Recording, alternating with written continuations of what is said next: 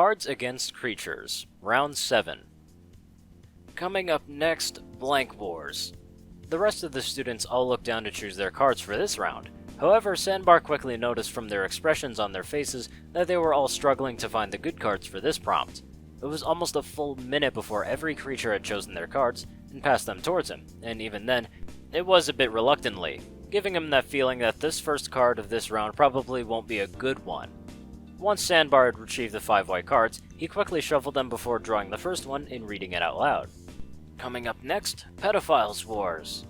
There wasn't much laughter from the first card, and the few chuckles that were there were probably just pity laughter to break the silence. Ocella shrugged. It's not bad exactly, but the grammar and the way it's phrased is a bit off. Sandbar simply drew the next white card. Coming up next, Opinions Wars. The reaction to the second card was much the same as the first. Again, pretty much the same problem, Smolder noted, taking a bite of one of her snacking gems. Coming up next, Fat Wars. Sandbar again moved on quickly, drawing the next white card. Coming up next, Content Wars. That card actually got a few chuckles from him. That one isn't bad, it's kinda sounding like a battle between artists and content creators. He then drew the final card.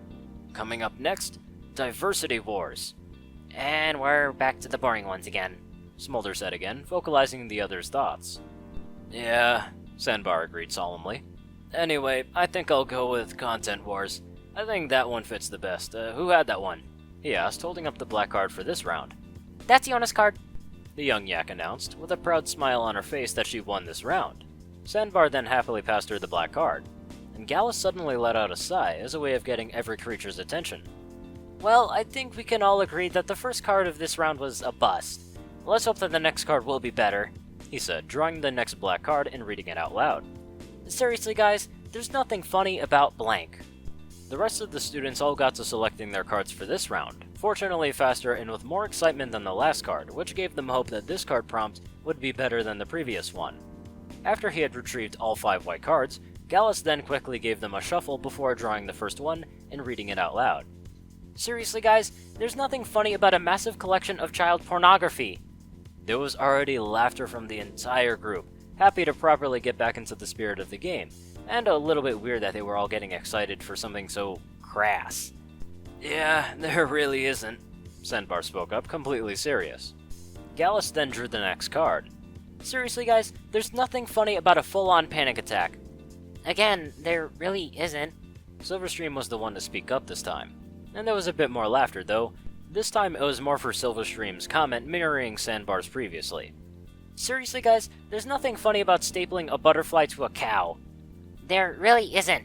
Yona spoke up this time, uncharacteristically serious, having gained a new fondness for insects after conquering her fears of spiders recently. Seriously guys, there's nothing funny about a real job with insurance and your taxes taken out and everything. There really isn't. Smolder spoke this time. I mean, that's part of the reason why we're at this school in the first place. And finally, Gallus began, drawing the last white card. Seriously guys, there's nothing funny about sexual tension. Yeah, there really isn't. It was Ocellus who spoke up this time, giving Gallus a knowing look with a cocky smile on her face. Gallus simply rolled his eyes in response, not even bothering to dignify with a response. Well, anyway, I'll go with this card. Who had it? He asked, holding it up. That was then immediately followed with Ocellus silently holding her hoof out towards him to give her the black card for her point, not dropping that cocky expression or eye contact with the Griffin for a moment. Gallus, however, simply handed her the card, again not responding verbally to her and simply giving her a knowing look between them. Yona's turn! The yak yelled out, breaking the silence and with an excited smile on her face, drawing the next black card. Coming to Bridalway this season, Blank the Musical. This card kinda sounds like the first card for this round, Smolder noted. Let's hope that this one goes better than the first one did. There was a round of affirmative nods from the rest of the students, who then quickly got to selecting their cards, and things were already looking good, since there seemed to be more anticipation than the first card of this round, and every creature had made their decision in less than half that time. Once every creature had handed up their card, Yona began reading them out immediately. Coming to Bridalway this season, my collection of Nay Ponies sex toys, the musical. The laughter was instantaneous, and the whole group already had high hopes for this round being better than the first. Coming to Bridalway this season, Javolt the Science Cult, the musical. There wasn't much laughter from that card, and instead it was mostly raised eyebrows. Who's Javolt the Science Cult? Yona wondered aloud. And we turn to reveal. Smolder drawled sarcastically, sweeping her arm to her left. To the surprise of no one, it was Encyclopedia Ocellus who began explaining. He's an eccentric donkey scientist with his own science show in Manhattan. In fact, I wouldn't be surprised if he actually did have his own musical on Bridalway. There was a collective huh from the rest of the group. You should look into his show sometime. Even if you're not interested in science, he's still funny to watch. Oh, maybe the school could have a field trip to Manhattan. Silverstream chimed in. It would be a good opportunity to learn from different species, Senbar agreed. Getting back into the game after that little tangent, Yona then drew the next white card. Coming to Bridalway, this season, Zebra Children the Musical. Smolder laughed a good bit at that. I bet one of the songs in that show is Rhymes of Zebrica. Though, like last time, she seemed to be the only one to find that humor in that card. Coming to Bridalway this season, worshipping that pussy, the musical.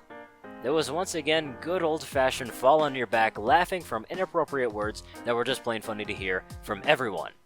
And Yona began, drawing the last white card.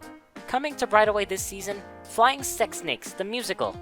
That card got the most laughter yet from the whole group. Silverstream snickered into her talon, trying to calm down enough to talk. Hey, that can be the name of our first band, the Flying Sex Snakes. Then that musical could be our own biopic. Ocellus added. So, does anyone here actually play an instrument? Smolder asked. Well, one of us can play their asshole like a trumpet. Yona answered. Everyone immediately fell over laughing once again, and it was over a minute before they had to calm down enough to continue. Okay, Yona, choose this card, she said, holding up the Flying Sex Snakes card. Right here, Gallus spoke up, coming out of his laughing fit, raising his claw and then taking the black card from this round as his point.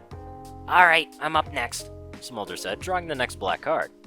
Best you go back to where you came from now. We don't take too kindly to blank in these parts.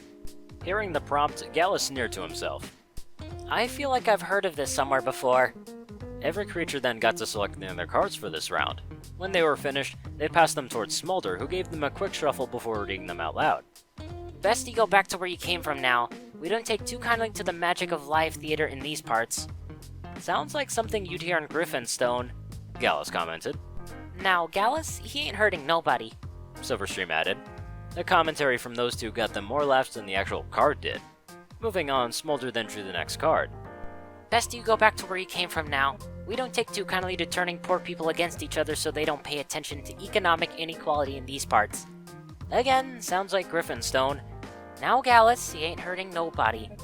Then, there again, was laughter from the whole group.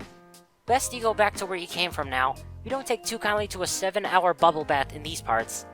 Definitely sounds like Griffin Stone. Now, Gallus, he ain't hurting nobody. Laughter from the whole group again. Best you go back to where you came from now. We don't take too kindly to shapeshifters in these parts. Was this card made specifically to be about Griffin Stone? Now, Gallus, he ain't hurting nobody. Laughter from the whole group again. Best you go back to where you came from now. We don't take too kindly to flightless birds in these parts. Do I even need to say it at this point? Now, Gallus, he ain't hurting nobody. Laughter from the whole group yet again. Smolder wiped a tear from her eye from all of that laughter. You know what? Screw it. I'm just giving the point to Gallus for this round, she said, handing the black card to Gallus. Accepting the card, Gallus smirked coyly. Let this be a lesson to all of you. Never underestimate a griffin in the game where the goal is to be horrible, he announced to the group. Silverstream giggled adorably at his antics, while Smolder just rolled her eyes at him. Alright, Ocellus, you're next, the Dragoness said, elbowing the changeling next to her slightly. Without verbally responding and simply just nodding her head, Ocellus then used her magic to draw the next black card. Ain't it nifty? Barb and Bob hit 50, so get off your ass and raise a glass to 50 years of blank. Silverstream giggled at what the card said. I like it when words rhyme. Gallus smiled. Then maybe we should do it all the time. I don't think so. We're not Zakora, Ocellus added. It sounds fun. I think we shoulda, Yona said with a smile. No offense, Yona, but that rhyme was pretty lame, Smolder commented on her grammar. We've all gone now, so let's get back into the game, Zenbar finished. The 6 students all shared a good-natured laugh, following their impromptu rhyming session. Once they were finished, they all then got to select in their cards for this round. After every creature had passed their cards to Ocellus, The changeling magically shuffled them all before drawing the first one. Ain't it nifty? Barb and Bob hit 50, so get off your ass and raise the glass to 50 years of half-assed foreplay. First card of the round, and it got a large amount of laughter from the entire group. Change it to foreplay that's half-assed and it fits perfectly, Gallus noted, which got a round of affirmatives from the rest of the group. Ocellus then drew the next card. Ain't it nifty? Barb and Bob hit 50, so get off your ass and raise the glass to 50 years of 50,000 volts straight into the nipples. Ouch, Yona said instinctively. Ain't it nifty? Barb and Bob hit 50, so get off your ass and raise the glass to 50 years of passive-aggressive post-it notes. That card simply got a few chuckles rather than a lot of laughter. Ain't it nifty? Barb and Bob hit 50, so get off your ass and raise the glass to 50 years of feeling the emotion of anger. That card didn't get much laughter, so Ocellus moved on quickly. Ain't it nifty? Barb and Bob hit 50, so get off your ass and raise the glass to 50 years of being marginalized. That last card got the least amount of laughter, so the group had calmed down by then. I'll go with the half-assed foreplay. That's me, Silverstream happily announced, reaching to her right to take the black card for her point. She then immediately reached in the opposite direction and drew another black card to read aloud as the card princess. What's there a ton of in Elysium? Smolder suddenly raised an eyebrow. What's Elysium? Elysium is the pony afterlife, Sandbar answered. Looking across to their assembled circle, Ocellus looked like she was just moments away from answering it herself.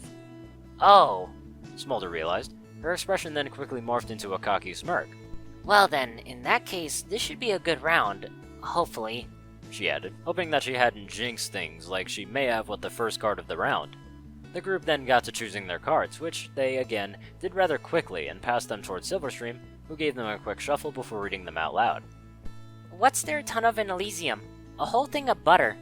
Unlike for the first card of the round, the strange grammar in the card worked to its advantage, earning a round of laughter from everyone. What's there a ton of in Elysium? Hope. There wasn't really any laughter, so she quickly moved on. What's there a ton of in Elysium? Me time. What's there a ton of in Elysium? Fading away into nothingness. That's a dark way to view death. Ocellus cringed. And? Silverstream began. What's there a ton of in Elysium? Deja vu. Well, probably. Smolder began. I mean, eternity is a long time. Odds are good that even in heaven, you're eventually gonna run out of things to do. Ocellus turned to face the dragoness. That's surprisingly deep for you. Smolder simply shrugged her shoulders casually in response. Well, I think I'll go with deja vu. Silverstream spoke up again. That's me, Ocellus answered, turning back to the other way towards her hippogriff friend, taking the black card as her point. Well, that's another round finish, Sandbar spoke up, addressing the room. So, should we keep going, or does any creature want to take a quick break? Let's take one more break to the bathroom and stock up on snacks, Smolder answered. We are in the endgame now.